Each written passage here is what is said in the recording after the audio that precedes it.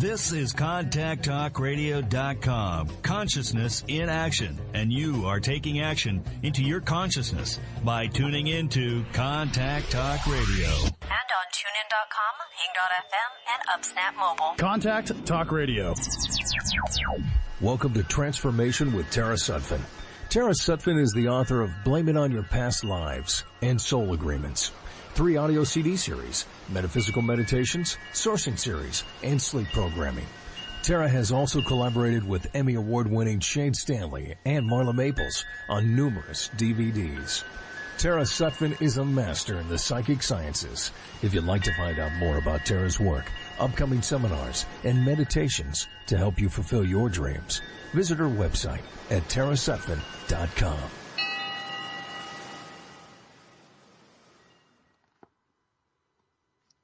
Welcome to Transformations with Tara. This is Tara Sutphen. And my guests today are Jules, Bonny, and David Tomic. And they are from New Zealand. And we are in Sedona. And I wanted us to talk about the vortexes, the psychic ability, and the change of hemispheres that they're experiencing. And I've been down there to see them as well. And also their take on America and their take on New Zealand spirituality. So welcome. And welcome, Jules. Thank you. Welcome, David. Thank you. Yeah. So I went to New Zealand for a month. A few months back now. Yeah. And to visit. And it was facilitated by Jules. And she had a little helper named Klein. And I had a lot of fun hanging out with all those guys down there. So, but I didn't get to meet David. David was in England at the time. Right, yeah. Yeah. A bummer, but things work out that way, yeah. Yeah. So, David, is this your first time in America? It is, yeah. Yeah. I went to Hawaii when I was 9, but first mainland visit. Okay, so this is the first mainland visit. Yeah. Yeah, so this is his first time in Sedona, to whereas I met Jules in Sedona in 2004. 2004, yeah. Yeah, so we've been old friends, and we climbed. I think we climbed Cathedral Rock together.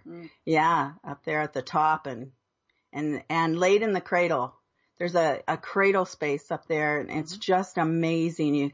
We go up there and just meditate for hours. I took little videos, and we had a lot of fun. Yeah. Yeah. A lot of fun. Mm-hmm.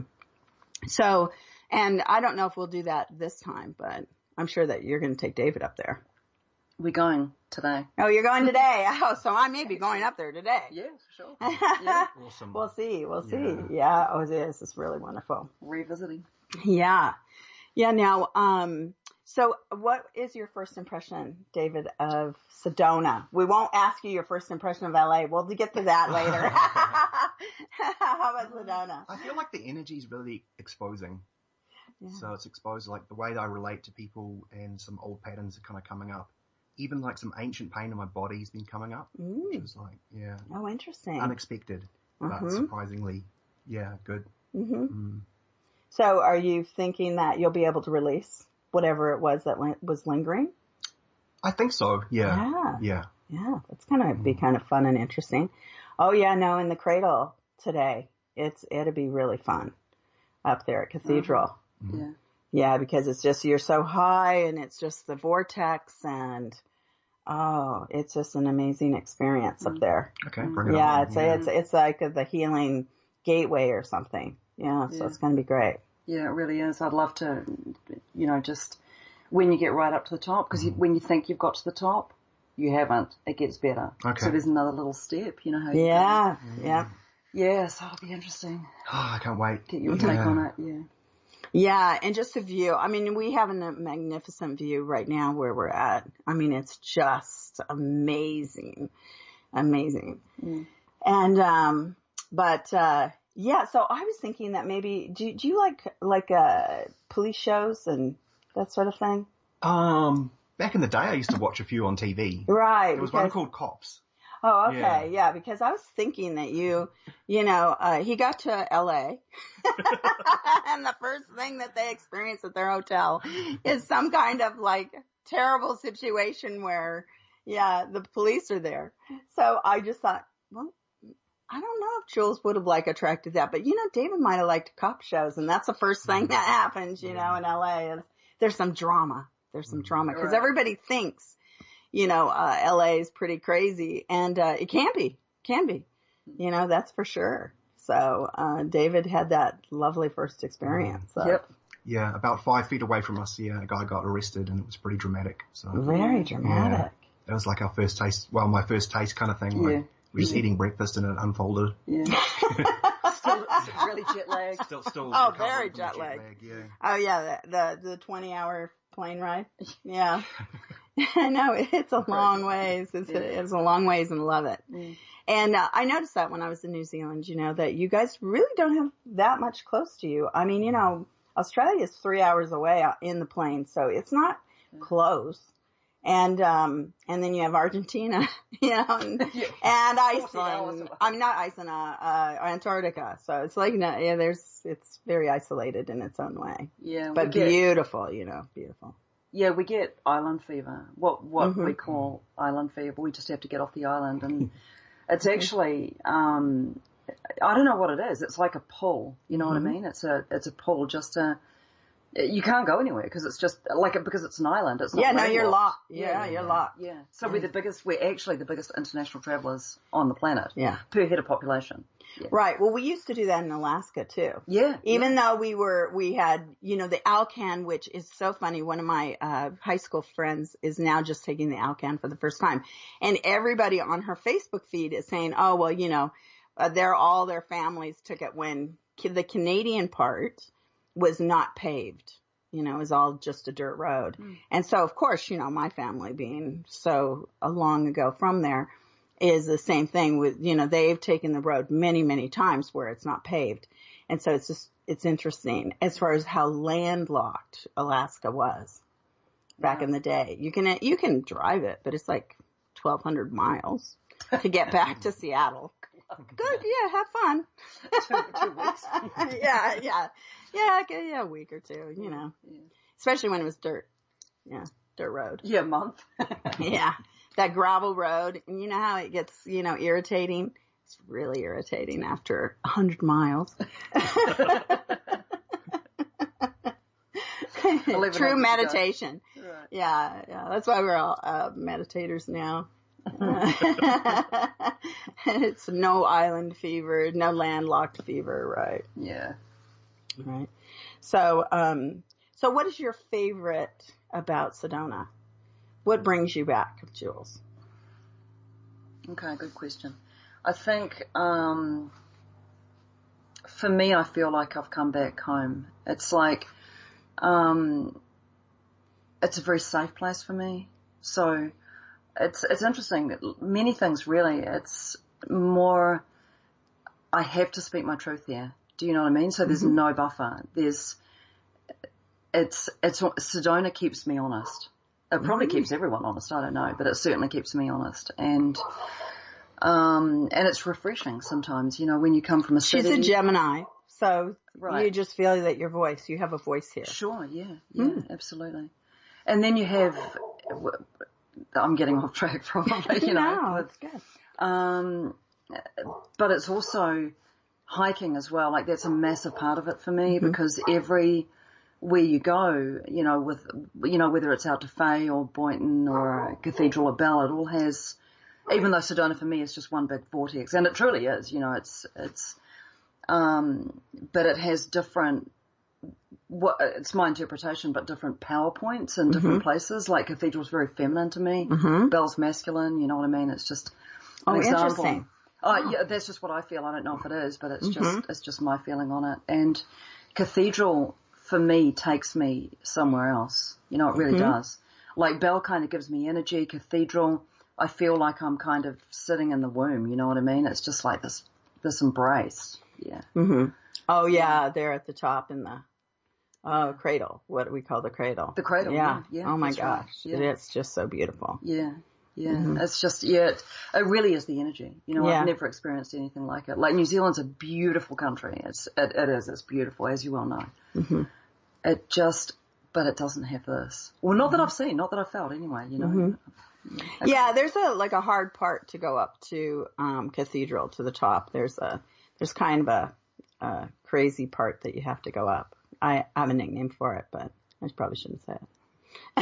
Well, David needs to know. I call it the butt crack. Yeah, that's what we call it. But it's dangerous. It's oddly dangerous. Right. But you get up there and then, I made it. Yeah. We can fly. Yeah, I think Chris Wilkinson and I might have. We called it that. Because one of my dear friends, Chris, he goes up there too. And we've had so much fun going up to the top of the cathedral and hiking everywhere, really, in Sedona. And helicoptering around even. Mm. Yeah, but it was for zero altituders because, I live in California and he lived in North Carolina. And so we're zero altitude and up here there's altitude. So you get a little winded. Yeah, but it was pretty funny. Yeah. So that will be you guys too. A little winded maybe. Okay. So you're zero altituders as well. It's kind of good to know. Yeah. Yeah. Yeah. So take a rest. Take a rest. Yeah. Yeah. But, no, it's fun. So it's really, once you get up there, it's really nice. Take a few snacks from, it used to be New Frontiers, but now it's Whole Foods. But yeah. I think the other thing, just in relation to your question about Sedona, like I've never flown in and had no sleep for 36 hours. Like I remember this not on this trip, but on many trips where I'm exhausted, but somehow the energy in Sedona keeps me afloat. Like I can get here with no sleep and go for a 9-hour hike. It's unreal. I've never experienced anything like it, Mm-hmm. So it's like an energy boost. It really is. I mean, how do I, I'm exhausted. It's like my brain. Right. Well, they just got in. So yeah. Yeah. So how about you, David? Are you feeling a little energy boost or are you still I'm a little bit grappling? I'm a little bit sleep deprived, but I feel like there's energy here for the grabbing. If you can feel it and hold it, then it kind of picks you up. Yeah. Yeah. Oh yeah. I know. They say that if you go to Sedona and Mount Shasta, it's kind of like the Battery. And so it's been, I got to stay 2 weeks with Gurudev. And, so it was just so much fun as far as that. I feel I have the battery, the charge, the positive and negative. And, Mount Shasta, to whereas you feel so energized in Sedona, to whereas in Mount Shasta, it's so mellow that you think you're going to hear a pin drop at any moment, because it's just so quiet and so peaceful at such a deep level. Yeah. And then they say that Stewart Springs, which is owned by the guy who owns Findhorn in Scotland, that is the same water combination as Glastonbury, as the Chalice well. Wow. Yeah, in Glastonbury. Wow. So, yeah. Yeah, so it's kind of fun. And in Glastonbury, that's all the King Arthur and Camelot legend, Merlin. Yeah. So, and I've drank from the Chalice well, and I've, drank from Stewart Springs as well, and plunged into the springs, and it's very cold. Naked, of course, too. You got to do it naked. Yeah. So, yeah, it's just really great. But but it's interesting, the different energies of places. But that's what they say. I don't know if it's just getting the marketing up, but not really, because I really did feel the peacefulness in Shasta. And I do always feel energized and so excited to be in Sedona. And I've been coming since 1982. So it's just I always never not look around and think that this isn't one of the most magnificent places upon the earth. Yeah, it really is. For sure. So now, what is your favorite thing in New Zealand as far as a spiritual site or the spirituality there? It has rich culture. I was going to say Piha. Oh, yeah. Exactly. Yeah, there's some... Okay, go ahead. I've got my own take on Piha. I mean, just like the energy of the waves and everything, it's like, Very intense. really intense, yeah. Very intense. And it's black sand. It's so beautiful. It's volcanic. Volcanic sand. So it's kind of like when you're walking on it, it's like powder. It's really soft. Yeah. It's like how you touch velvet or touch even dolphins. It's that kind of softness when you walk upon the sand. It's so incredible. Yeah. So I've meditated there quite a few times too with Jules, but just so Piha, you think is probably, it's probably some kind of ancient site where they did a lot of praying. Yeah. Yeah, totally. So beautiful. Yeah. Kind of feels like otherworldly. Yeah. Almost like it's they have that, the Native Americans in California, they believe that with the ocean that, it was a rainbow. And when the spirits, the souls came in, gliding in on the rainbow into Earth, that if you fell in the water, you became a dolphin. And if you became a human, you came to land. So they're gateways. And that's why I feel, Malibu so strongly that I was one of the gatekeepers of, for the Native American culture. Yeah. So, and then, of course, I meet every shaman of the world. So even, of every religion and every spiritual sector. So it's kind of interesting. Fun. But so I felt I was really kept there for, at my place for years because of that. Well, 32 years. A little while, just a tad few years. A long time. Yeah, but now I'm released kind of to explore the whole world of that, all the gates. It's interesting too. I was just thinking about it when you were, when you guys were talking about Sedona and Piha. Like there's a connection. I think for me, it's like some land that I go to, it has a heartbeat. You can feel it. There's it's like an earthly pulse. You know what I mean? Mm-hmm. Like, when you get attracted to a country and there's either a dead energy there or there's like a real heartbeat there, Sedona has that for me and Piha has that for me too. Well, I find that even countries that are oppressed or areas that are oppressed, that still you have the center of the earth that is the heartbeat. And so it just needs to be revived. Absolutely. Because there's beauty everywhere. Oh, yeah, I didn't mean about physically beautiful. Yeah. You can go exactly. Like because I think that, some people need that love. They need that re-energy, that re-energization. I'll learn to say that someday. So, I really feel that. Yeah, you can get it anywhere in the world. Yeah, because I never like to leave people out, because love is everywhere. Success is everywhere. Your spirituality can be anywhere. So, it's tapping into the vibrational wave of great and good things. It's not about being here, although being here is a special treat. It is. Yeah, I'm glad that you guys made the trip. Oh, so am I. Yeah, because it's quite a journey. I mean, it's really journeying across the world. Yeah, I love it. Yeah. So now, there's a great spiritual movement in New Zealand. I felt when I was there. I was busy night and day. I thought that I was going to go and have a little nice mellow time, but good luck. Yeah, it was just really hopping over there. And I'm gonna go again. I'm gonna go in March or April. March. Mm-hmm. Yeah, we'll see we're making dates. Yeah. And and it just really we're now Jules, I want you to talk about our time down at Mount Maunganui. Okay. So I'm taking Tara down to a place called Mount Maunganui, which is... It's a holy mountain. Absolutely. It's tribal land. It's part of, I think, a tribe called Ngāti Porou. I think so. I think it's Ngāti Porou. Anyway, so we get down there. There's a mountain and then there's a white sand beach, beautiful waves and stuff.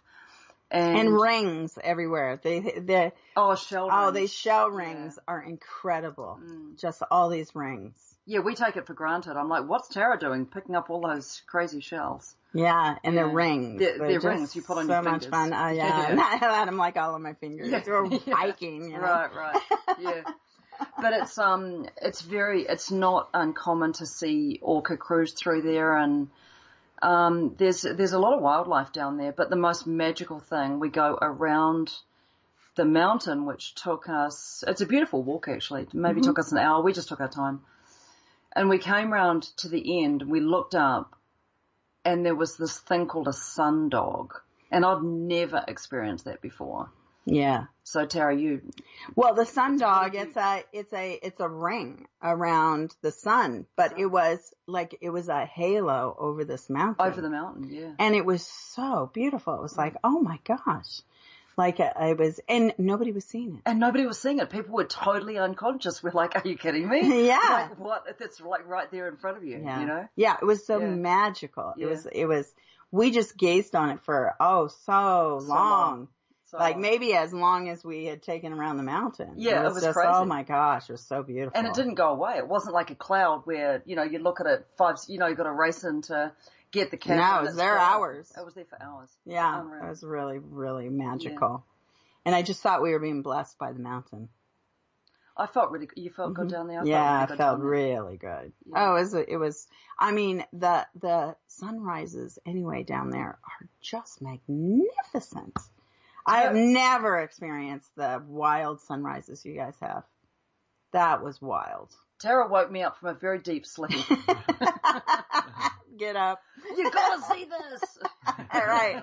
I get my camera out in the morning. Right. Yeah. And that did change. Like every minute it changed, the sunrise. From oranges into beautiful purples into blues. It was... Yeah, I get up specifically for the sunrises. Right. I mean, they were just too amazing.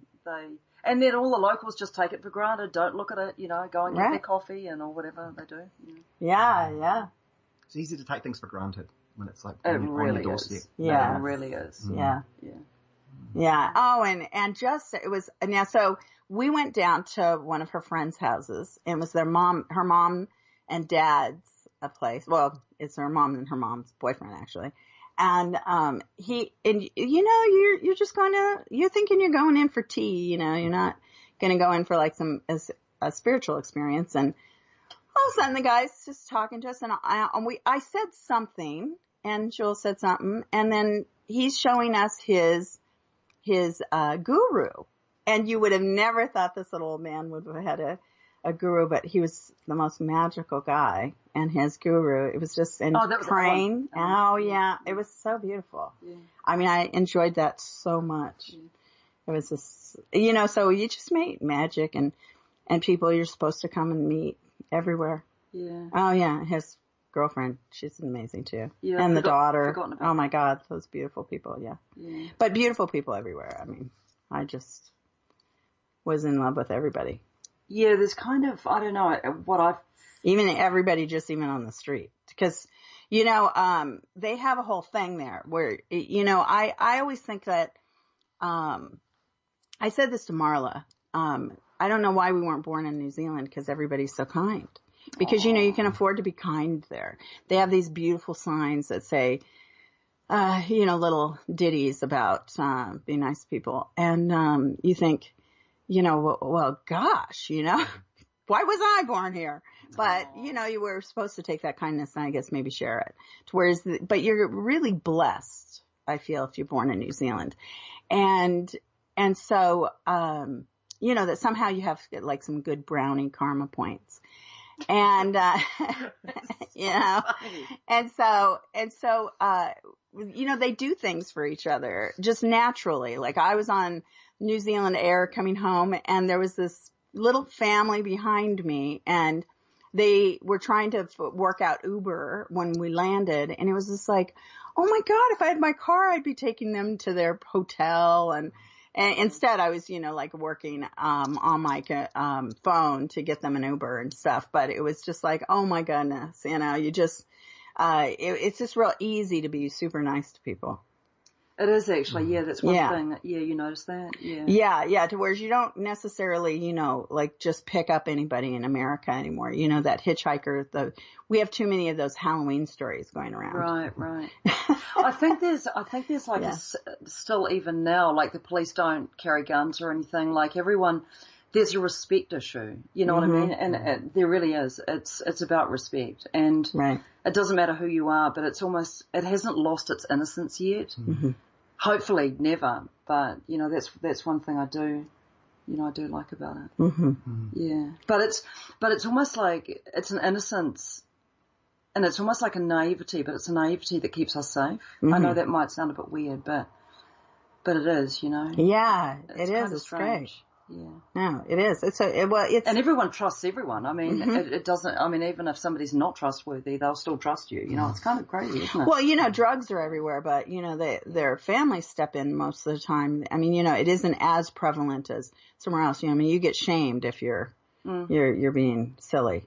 And you're expected. You're expected to straighten up. Yeah. To whereas, in America, a lot of people go through the cracks, and it's just like, oh my goodness. Yeah, that's right. Yeah. Actually, that's true. Because it's a caring thing. Yeah. And not that they can't care about you. Maybe it's that they don't have that far to go, and so you're able to catch up with people. Right. Yeah. Mm-hmm. You're able to catch up. Whereas you don't have that, people are so vast as far as like they're out of reach, out of touch. Right. Here. Right. Yeah, in so many different ways. Right. Yeah, there's kind of a community there, isn't there? I mean, there's always going to be somebody, you know what I mean? Mm-hmm. Yeah. Right. I mean, it's always annoying when people are, self-destructive because, I know that, we want everybody to have such a great life and people just don't allow themselves to have that great life. And it's sad. And I know that a lot of people get annoyed. I mean, therapists like me don't so much. I understand that their karma, their psychology, their sociology, whatever it is, I usually try to overanalyze them. And, but in general, you have people who lack patience because, it's a patient process, very patient process to help people, in a selfishness of that self-destructive behavior. It's definitely a very, selfish behavior most of the time. Yeah. Yeah. Victimization. Yeah. They feel victimized instead of empowered because now that's what the mystic training is all about, is empowerment. So we enjoy everybody who comes to the mystic training because it's all about empowering everybody in their clarity and, getting really about, it's not just about you, it's about how you vibrate in the planet and absolutely. and create what you really want. Absolutely. And that's about, for me, this is why I keep coming back as well. Well, part of the reason. And doing a seminar is the connections. Yeah. It's almost like a little, I mean, I hope nobody takes this the wrong way, but it's almost like a little spider, and it's kind of, casting its little web. And then all these other little spiders are like casting their web. And so at the end of the day, you're making connections all over the world. Right. Well, spiders in Native American shamanism are all about family and creating that family. That's exactly what, yeah. Okay. To whereas, it's funny. Now I have to tell a story about Jules because Jules lets this little spider run around to her shop. I call it the office, but it's her shop in Auckland. And she let the spider, and all of a sudden she says to me and Klein, who's from Australia. Anyway, she says, oh, wow, look at that spider. And we just, whoa, like poison. And she's like, oh, like it's a dear little thing and non-poisonous New Zealand.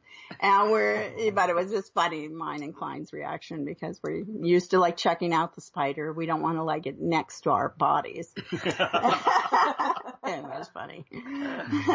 Oh, my goodness. Yeah. But, anyway, yeah. So, the connections that you make are really wonderful. I know. It's like kind of gathering a soul family together. It's amazing. Mm-hmm. I mean, every time, I come back and, bringing Mari and Nick and now David and the connections that they make, and it's just going to be spread, Yeah. It's almost essential, I think. Yeah, I miss Mari and Nick. I didn't know why they didn't come. Oh, they'll be here the next time, I'm sure. Yeah. Come back with all their people. Yeah. Yeah, it's fun. Casting the web. Yeah. Casting it out. Well, and then I put the hook up. Can you talk about the Mari hook? I think from memory.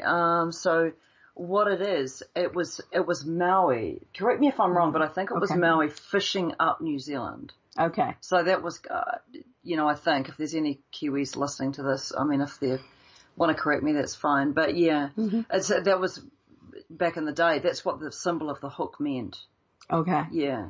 I mean, there's different symbols, but I think, and they call it taonga, I think, which means, it means a treasure. So in the native kind of culture, there's different tribes and stuff, but it's a treasure is very sacred, It's, so it's spelled Taonga. Okay. Yeah. That's awesome. Yeah, so that's a treasure. And then, so with the eye and the carving and stuff, I think, I don't know about that one, but yeah. It's a beautiful one. Yeah, every tribe does it kind of differently, so. And they carve kind of what we call ponamu, which is, what I gave you. It's greenstone. It's only found very deep in the rivers in the South Island, and they do it. She brought me such treasures. Yes. Right. Thank you. I love it. And so they traditionally, they do a blessing. A lot of whales beach themselves. And, so they do a blessing and a prayer. And then what they do is, because we're not allowed to do it, like it's only the native peoples that are allowed to do it. And when they beach themselves, they make these out of whale bone. Yeah. They, when there's no whales, obviously they do it out of cow bone, but that I think is done, that one's probably cow bone, but the whale bone is a little bit more porous. Yeah. So, and they do it out of wood and all that sort of thing. So. Nice. Beautiful. Yeah. I love the connotation. I always love symbolism and what the true meaning is behind things. Yeah. Very sacred. Yeah. How about you, David? What do you feel about it? What's that? Sorry, what was the question? I like it looks kind of fish-like to me. Yeah, it is. Yeah, it's bringing in the sustenance and nourishment of life. That's the treasure. Yeah, I love symbols as well. Beautiful. Yeah. So sacred. Yeah. So what do you guys? Well, I have to talk about Jules and I a couple of years ago. Kathy Watson, our friend, took us up to Holy Land. She had gotten us the spirit tour up in Utah at Monument Valley, and it was really amazing. And we had such a good time. And our guide, he was very closed mouth about things, but I kept sharing things like Ormus. I had Ethereum gold with us, and so since I had shared that, he had shared his spirit medicine with us, and I kept asking him, he'd talk about crystal gazing, he'd talk about different shamanic techniques. I say, well, where can we find that? And so by the end of the day, I broke him. Yes, you did.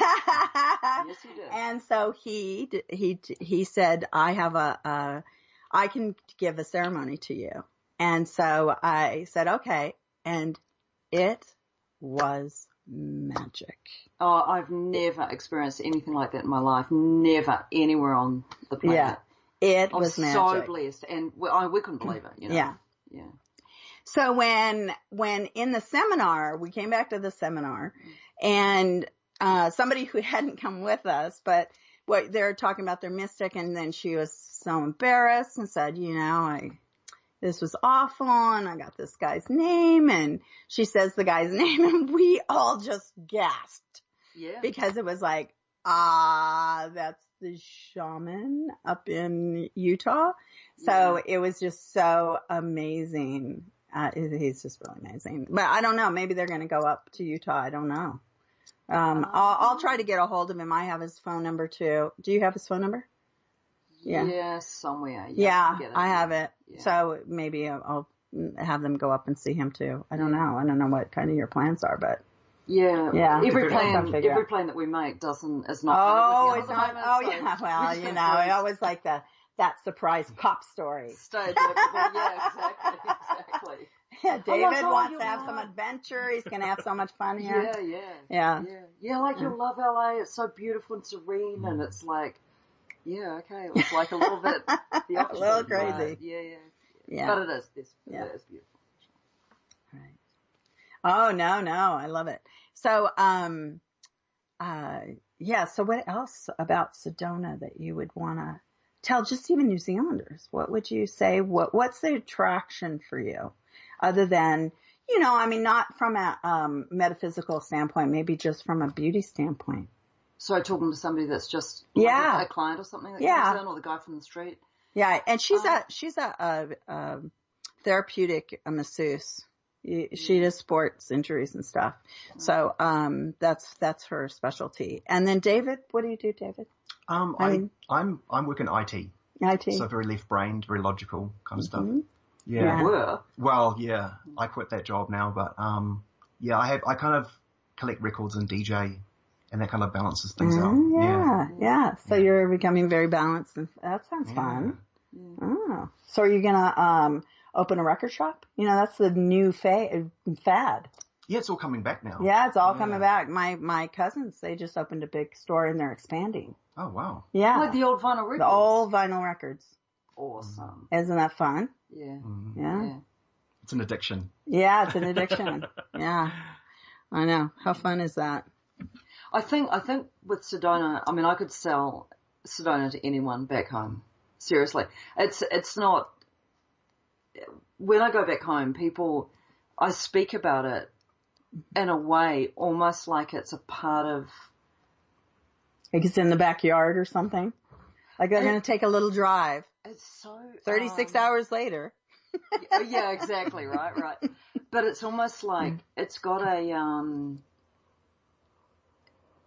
it's somewhere where you just can't access at all, around that area. You know what I mean? And it's just, I think because I'm so passionate about it, you can sell anything to anyone if you're so passionate about it. Yeah. Yeah. And it's just beautiful, isn't it? Yeah. Like you come in, it's kind of like the Queenstown of New Zealand or, different places on earth. Not only has it got the energy, I come for the energy for sure, but it's stunning as well. Yeah.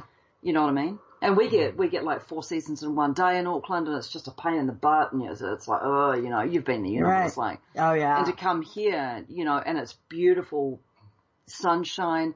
The winter here with the snow, oh my goodness. Kathy took me up to Sedona in the snow. It was unbelievable. Yeah. I felt like I'd walked into a different reality, I felt, and I can't even describe it. You can't, it's so, the Christmas movies, and I try and explain, because we have Christmas in the summer. Oh, right. They have Christmas in the summer. Oh, it's just wrong. Yeah. Everything. I've been in Australia so many times at Christmas time. Yeah. Yeah, the same thing. Yeah, they have like little Christmas tree. It's like, really? Yeah, where's the snow? Yeah.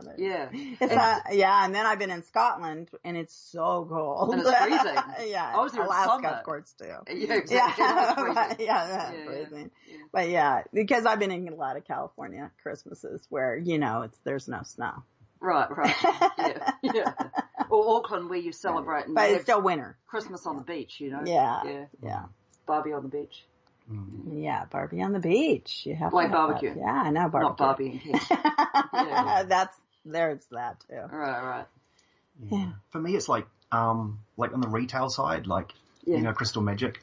Mm-hmm. Just going in there and even just standing in there and in the energy of the shop, not even actually buying things, and just seeing all the people coming in, and attracts really conscious people.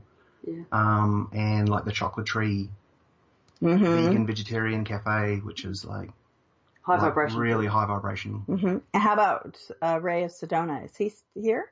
He's up at Mount Shasta. That's what I was just going to say. I thought he said something about Mount Shasta, and it was like, maybe he's in Mount Shasta right now. Yeah. Oh. Moved up there. Oh, he moved up there, huh? Yeah. Oh, nice. Yeah, love it. I wish I would have seen him. Anyway, I have to tell you about this hug in Mount Shasta. It was just the oddest thing. We went, this woman in one of the stores, she said something about a baptism, and I was listening to her, and I said, I'm open. I believe I walk in, you walk a beautiful life. So yeah, let's go.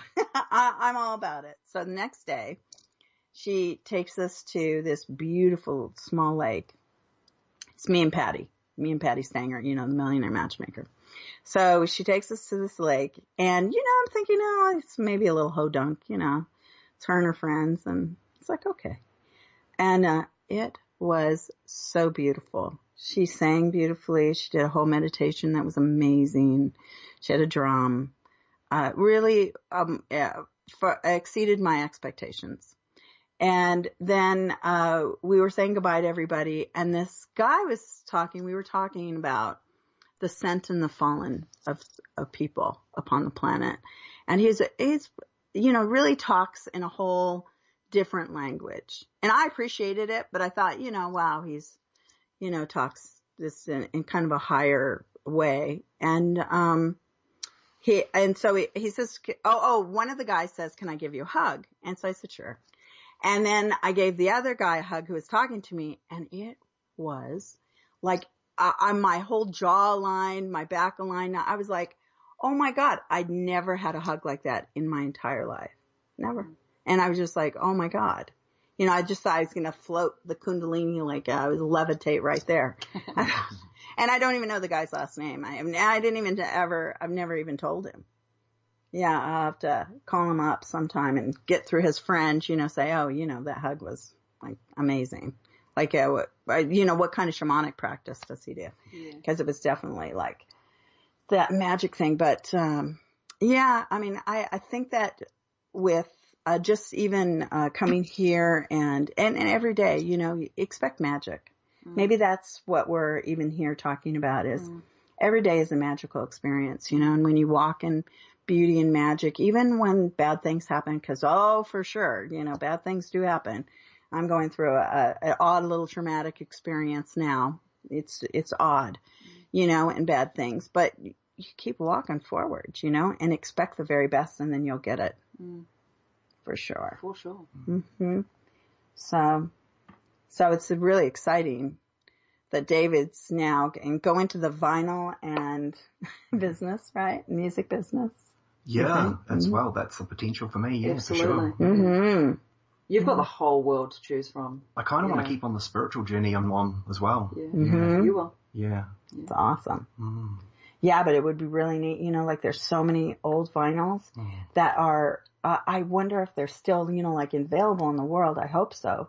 That you'll come across that are so weird, like from the 60s, 70s, some of those weird, tapings and like some of the ones I can buy online are kind of like dead stock, so they're just sitting in a warehouse, and some of them are still sealed. Right. So it's like a time capsule. Yeah. Yeah. That's like I love some of that weird stuff. Yeah, and some just really rare music that people haven't they've slept on. Yeah. Just waiting to be discovered. Yes. It's kind of to be rediscovered.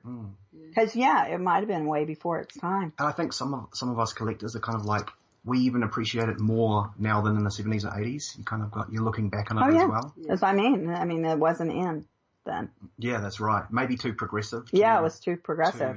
I mean, my dad was a engineer, and he was all about the electric car. And of course he died right before the electric cars came out. And it was just like, that was his whole thing. We had to be bored out of our minds having to listen to the electric car thing. And then they came, and it was like, Dad talked about it for years. He was trying to figure it out to create it. Yeah, it's so funny. Yeah, it was out in the consciousness. So it's out in the consciousness. I still keep getting this calling about intentional communities. Yeah, I think that's part of my future. Yeah. Intentional communities. What does that mean? I guess people cohabitating together, sort of sharing, and we're kind of in an isolated world at the moment. I don't even know who lives next door to me. We don't talk to each other. Right. And I think it's doing that kind of globally.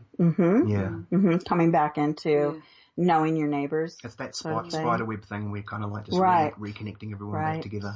Yeah. No, I find that that's a conscious choice with people, is to know your neighbors, to know your community, to know, and to talk to your children. I mean, there's a whole thing of where people in Western society, don't know so much on Eastern society, but I know Western society, it's the me, it's the individual that, you're supposed to only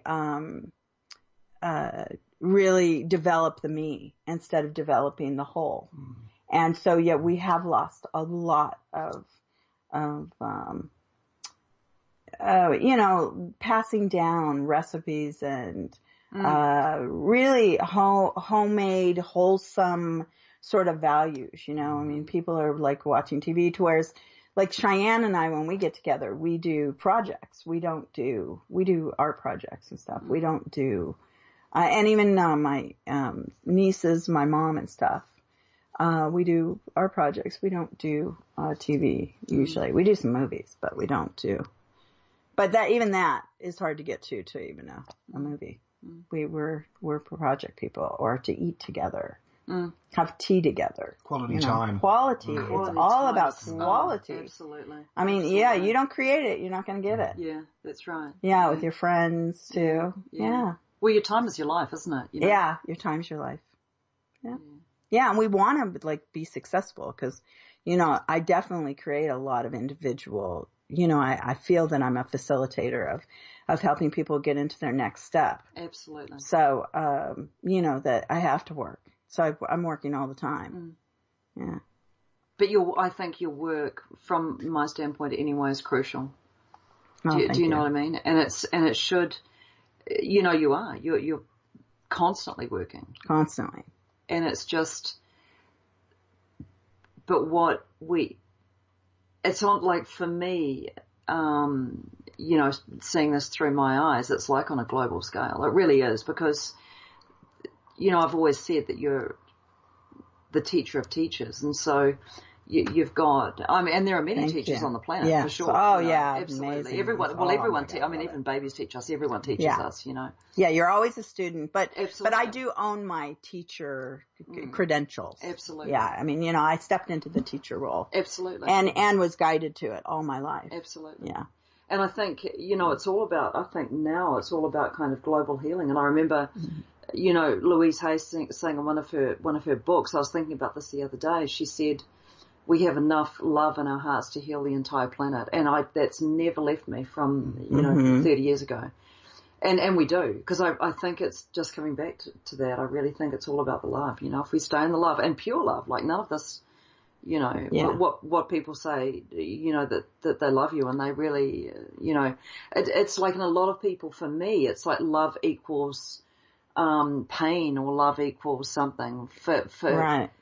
Well, there's no lack. Exactly. It's not in the lack of love that you love. It's actually in the richness of love first. And then, if you feel like you're not getting enough love, or you're not getting enough money, or you're not getting enough attention or something, that's a lack. And so we change. That's the part of it where you change the face of that. Sure, absolutely. Yeah, because that you're rich in life, and it's not about money. It's about richness in everything. Absolutely. Every cup of coffee, every leaf on a tree, and I always say anyway, you look at trees and all the leaves. I mean, that's the bounty. I mean, that's like money. Money is like leaves on a tree. Call it. It is yours. Yeah, exactly. It's like the richness of Sedona. It's like the energy. Yeah. Yeah. And it just opens it up. Maybe that we're just in such a happy little playground that we get to, it's fun to work on this metaphysical stuff, because that is for sure.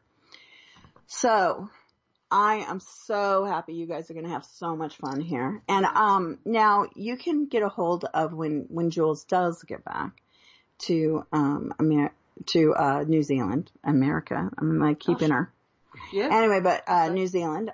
Your shop is called Body Talk, And so if you need to go in for a therapeutic massage, like you have a sports injury or any sort of injury, that's what she specializes in. And so do you want to give your phone number?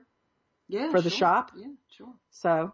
Okay, so the Auckland area code is 09. My number is 379-2993. So 379-2993. Okay. Anytime. Right, and Yvonne is in the shop now. Mm-hmm. Yeah. Hopefully. Yeah. Hopefully, yeah. But Yvonne, so, if you're wanting to rush in, Yvonne is there now. Yeah. So, as I have Jules here in America and David. Right. And David, I don't think David has his shop up yet, but we will be back on that, Yeah. You can contact me via Jules's number. Yeah. Oh, okay. You can get a hold of David if you're interested in any sort of vinyl recordings and stuff, and maybe that he'll start to trade out. Yeah. And so through Jules' number. Say it again. Sure. So it's 09-379-2993. Okay. Was that clear? Well, I don't know. I'm at 99. Thing. Right. Yeah. 379-2993. Yeah, there you go. Right. Yeah. But, yeah, so let's, so what is the long-term goal of what you're going to go back with this time from Sedona? Happiness, creating love, what are you going to create in the next, say, 6 months? Okay.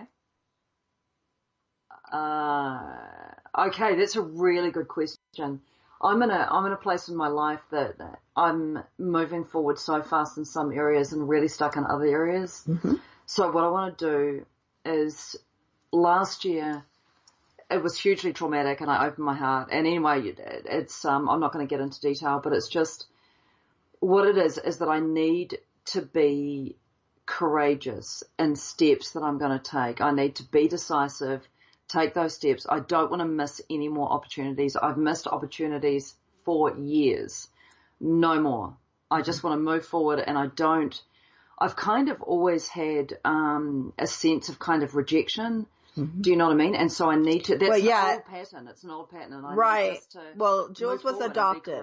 You're adopted. Sure. So so that's part of the adoption process is rejection. Sure. Yeah. And I mean, I had a beautiful life. I'm still having a beautiful life. Yeah. And you have beautiful parents. Courageous. Thank you. Your adoptive parents. Absolutely. Right. Her dad. Oh my goodness. Yeah. Incredible. Yeah. And it's just about being courageous and stepping forward and to probably more emotionally, like I'm pretty safe in business. It's just kind of keeping my heart safe and stuff. And I think that's, but as far as the next 6 months is concerned, I actually want to create people coming to America. I really do. There's a huge connection. There you go. You have Jules' phone number. Doing road trips and stuff. Yeah, I would love to bring. David and I were actually talking about it. I mean, maybe the possibilities of bringing Kiwis to America and experiencing Sedona. Maybe doing a road trip like from the west to the east coast. We're talking about that. Bringing Americans down, anyone out there. We'll make a list. We'll make a list of what are the things that we would want to go see. Sure, yeah, exactly. And we're open to anything. Like there's let's just stay adaptable. It's all about staying adaptable. Well, we're on our countdown, but there's another new moon on Sunday. It's the black moon, as far as the 2 new moons in 1 month. So, we have, on Sunday, right before Halloween. Anyway, blessings, everyone. Thank you for coming in and talking to Jules and David. Thank you for being on the show, and I love them. And blessings, everyone. Lots of love. Thank you for sharing your time with Tara Sutphen. Find out more about Tara's work, upcoming seminars, and meditations to help you fulfill your dreams by visiting her website at tarasutphen.com.